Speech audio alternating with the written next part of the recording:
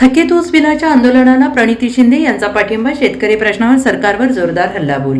सोलापुरातील जिल्हा परिषद कार्यालयासमोर थकीत ऊस बिलासाठी सुरू असलेल्या आंदोलनाला काँग्रेसच्या खासदार प्रणिती शिंदे यांनी जाहीर पाठिंबा दिला आहे। त्यावेळी त्यांनी केंद्र आणि राज्य सरकारवर जोरदार टीका करत शेतकऱ्यांच्या प्रश्नांकडे सत्ताधारी दुर्लक्ष करत असल्याचा आरोप केला। हे सरकार शेतकऱ्यांच्या जीवावर निवडून आलेलं असून आज त्यांच्याकडेच पाठ फिरवत असल्याची टीका त्यांनी केली आहे। गाळप परवानगी नसतानाही कारखाने सुरू राहतात, त्यामुळे या प्रकरणामागील मोठ्या जबाबदार व्यक्तींवर कारवाई व्हावी अशी मागणी त्यांनी केली आहे। तसेच वाढते खत, डिझेल आणि पेट्रोलचे दर, पाणी टंचाई, थकीत ऊस बिलांमुळे शेतकरी अडचणीत सापडला असून हा प्रश्न आपण संसदेत मांडणार असल्याचं प्रणिती शिंदे यांनी स्पष्ट केलं आहे। माझे सर्व शेतकरी मायबाप प्रथमतः तुमच्या समोर मी नतमस्तक होते।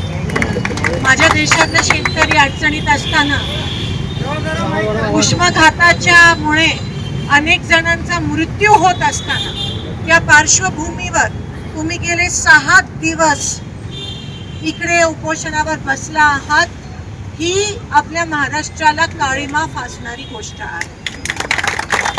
या देशाचा, या महाराष्ट्राचा कणा, माझा शेतकरी मायबाप काही पाणी न पिता, काही अन्नाचा एक त्या ठिकाणी काही न खाता इथे बसलाय आणि सरकारला ह्याचा अजिबात जाणीव नाहीये ह्याची, त्या गोष्टीचा मी निषेध करते।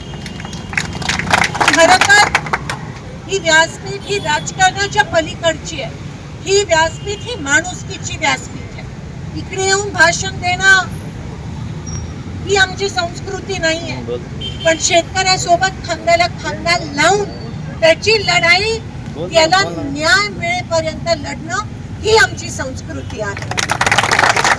आज अनेक शेतकरी अनेक वर्षापासून खरं तरी मागणी आहे की साखर कारखान्याची मनमानी चालते आणि 15 दिवसात जो नियम आहे बिल मिळालं पाहिजे, तो बिल दिला जात नाही। मी संसदेत पण हा विषय बोलली, मला बरेच लोक म्हणाले की संसदेतला विषय, मी म्हणाली संसद, दिल्ली सरकारने ठरवलं, केंद्र सरकारने ठरवलं आणि नियम काढला तर ह्यांना बळजबरी द्यावंच लागेल 15 दिवसात, आणि म्हणून मी तो विषय संसदेत मांडलेला। पण हे सरकार निगरगट्ट सरकार आहे। मी म्हणते राजकारण करायची गरज नाही, पण वस्तुस्थिती ही आहे की सरकार निगरगट्ट आहे, शेतकऱ्याच्या जीवावर निवडून आलेले शेतकऱ्यांकडे पाठ फिरवण्याचा पाप करत आहे। गाळपचा परवानगी नसताना पण गाळप कसा होतो, आता माझे दादा म्हणाले या ठिकाणी तुमचे अधिकारी जाऊन पाहणी करतात आणि मग तुम्ही आता म्हणता की गाळपची परवानगीच नाहीये।